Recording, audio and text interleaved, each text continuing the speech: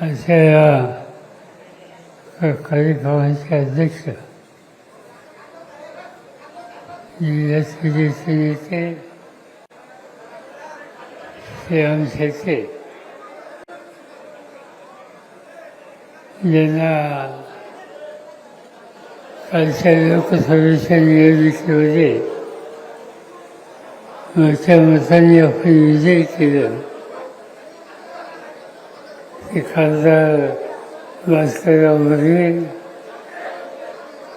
खासदार राजाभाऊ वाजे यांचे विचार या ठिकाणी आपण ऐकले. ॲडव्होकेट बळीराम शिंदे, माजी आमदार मारुतराव पवार, माणिकराव बोरसे, माजी आमदार अनिल कदम, आमचे सहकारी गजानन शेलार, माणिकराव शिंदे, संजय चव्हाण, देशिकाताई चव्हाण, व्यासपीठाचे सगळे मान्यवर, माधवजी आमच्या कुटुंबाचे सगळे घटक आणि सहकारी बंधू भगिनी, आजचा दिवस तुम्हा लोकांच्यासाठी ज्यांनी आपलं आयुष्य दिलं अशा कर्तृत्ववान व्यक्तीच्या स्मरण करण्याचा आजचा दिवस आहे. माधवराव मोगल हे निफाड तालुक्यानं दिलेलं एक अत्यंत प्रभावी आणि सेवाभावी व्यक्तीचा व्यक्तिमत्व होतं.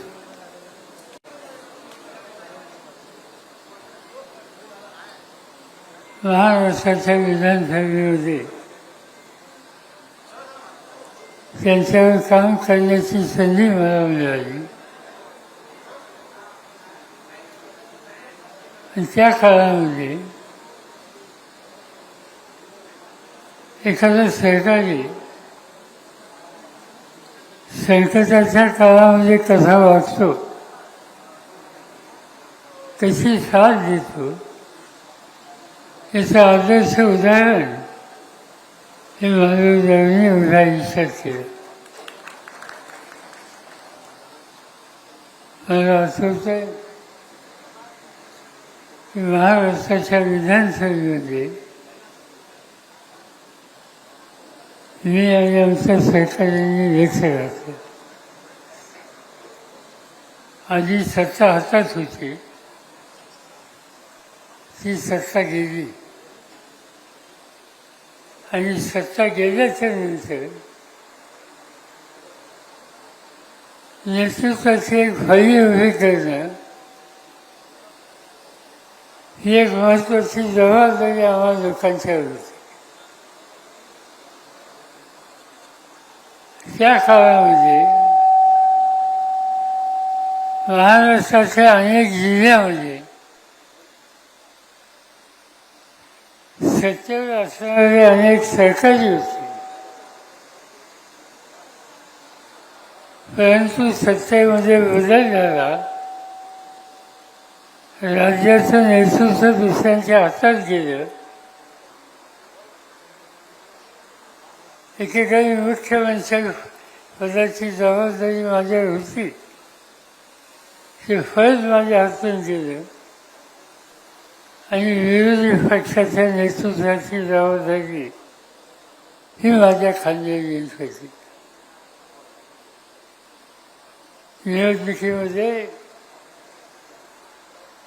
30-40 आमदारांनी निवडून आणले आणि राज्याचं नेतृत्व बदललं. त्यावेळेच्या 30-40 मध्ये जवळपास 35पेक्षा अधिक आमदार हे सोडून गेले आणि त्या काळात जे जिद्दीने राहिले त्याच्यामध्ये 30 ते 35 आमदार हे सोडून गेले आणि त्या काळात जे जिद्दीने राहिले त्याच्यामध्ये 30 ते 35 आमदार हे सोडून गेले आणि त्या काळात जे जिद्दीने राहिले त्याच्यामध्ये 30 ते 35 आमदार हे सोडून गेले आणि त्या काळात जे जिद्दीने राहिले त्याच्यामध्ये 30 ते 35 आमदार हे सोडून गेले आणि त्या काळात जे जिद्दीने राहिले त्याच्यामध्ये नाशिक जिल्ह्यामध्ये महाराजांची ओळख ही सवन महाराष्ट्राला लागली. महाराज हा स्वतः नरम प्रकृती, साधेपणा, संकट आली तरी धैर्याने सामना करण्याची वृत्ती आणि सगळं होत असताना एक दिवशी महाराजराव माझ्याकडे आले आणि सांगितलं काही चिंता करू नका, आपण पुन्हा उभं करू. संघटनेची जबाबदारी त्यांनी घेतली. ते जिल्ह्याचे अध्यक्ष झाले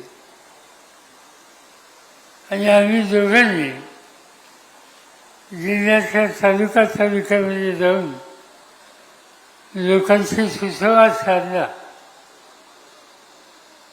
मी राज्यातही काम करत होतो, अनेक जिल्ह्यातही काम करत होतो, पण नाशिक जिल्ह्याची सगळी सूत्र ही महाराजांनी आपल्या खांद्यावर घेतली आणि अक्षरशः हा संवेदनता त्यांनी पायाखाली सुजवला, लोकांचा आत्मविश्वास वाढवला आणि नंतरच्या निवडणुकीमध्ये नाशिकमधल्या सगळ्या जागा ह्या जिंकण्यासाठी आम्हा लोकांना यश आलं.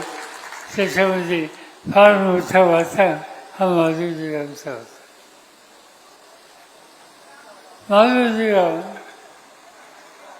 एक संस्थात्मक उभारणी करून त्या संस्था व्यवस्थित चालू आहेत कशा याचे आदेश होते. निफाड सरकारी साखर कारखाना असो त्याचं नेतृत्व केलं, जिल्हा मध्यवर्ती बँकेचं नेतृत्व केलं,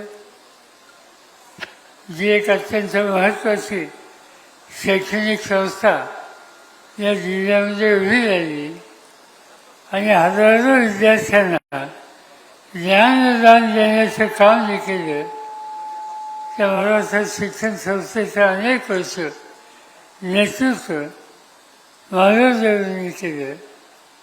अशा अनेक चांगल्या संस्थेचं नेतृत्व हे महाराजांनी केलं. त्याची मालिका जर सांगायची झाली तर त्याला फार वेळ लागेल आणि म्हणून सतत या जिल्ह्याच्या भल्याच्यासाठी विचार करणारा हा नेता. शेती हा त्यांचा अत्यंत आवडता विषय होता. निफाड तालुका असो, आजूबाजूला असो, मग ती द्राक्षाची शेती असेल, अन्य पिकांची शेती असेल, या सगळ्यामध्ये महाराज आमचा जीव होता. आणि शेतीच्या क्षेत्रामध्ये आणि शेतकऱ्याच्या जीवनामध्ये बदल कसा होईल आणि त्यासाठी काय काय करण्याची आवश्यकता आहे हा विचार महाराजांनी अखंडपणाने केला. आणि त्यामुळं एक तुमच्यासाठी सर्वस्व देणारा एक नेता म्हणून त्यांचा परिचय हा आपल्या सगळ्यांना. दुर्दैव एकच होतं की ते लोक निघून गेले. सेवा केली पण त्यांच्या पुढं आणखीनही काही जबाबदाऱ्या कदाचित सर्वसाधारण दिले असावेत आणि त्यामुळं आपली अपेक्षा नसताना सुद्धा एक दिवशी ते आपल्याला सोडून गेले. पण ते गेले असते ते त्यांचं कर्तृत्व, त्यांनी केलेली सेवा, त्यांनी घेतलेली भूमिका ही निफाड नसताय पण नाशिक जिल्ह्यातल्या सर्वसामान्य माणसाला कधी विसरता येणार नाही. आणि याचं एक समाधान हे तुम्हाला मला हा सगळ्यांना होतं. मला आणखीन एका गोष्टीचा उल्लेख या ठिकाणी करायचा आहे. माझं जेव्हा गेले नवी पिढी आज त्यांची ही जबाबदारी घेतली. चिरंजीवांनी हे काम खांद्यावर घेतलं. आपल्या पद्धतीनं जे जे काही काम करता येईल आणि माधवरावांची परंपरा ही चालत आली या दृष्टिकोनातून चिरंजीवांनी अतिशय चांगली कामगिरी करण्याचा निकाल घेऊन त्या पद्धतीनं ती पावलं टाकतात. माझी तुम्हाला विनंती ही आहे की माधवराव गेले, आज त्यांचा वारसा त्यांचे चिरंजीव चालतात. तुमची माझी सगळ्यांची जबाबदारी त्यांच्या पाठीशी उभं राहणं आणि माधवरावांचं जे काही काम शिल्लक राहिलेले असेल त्याची पूर्तता करण्यासाठी त्यांना सहकार्य करणं, हेच काम तुम्ही मी सगळेजण मिळून करूया एवढंच या ठिकाणी सांगतो. त्यांच्याबद्दलची कृतज्ञता या ठिकाणी व्यक्त करतो आणि माझे 2 शब्द संपवतो. लोकशाही मराठी ऐका, पहा, जागरूक रहा.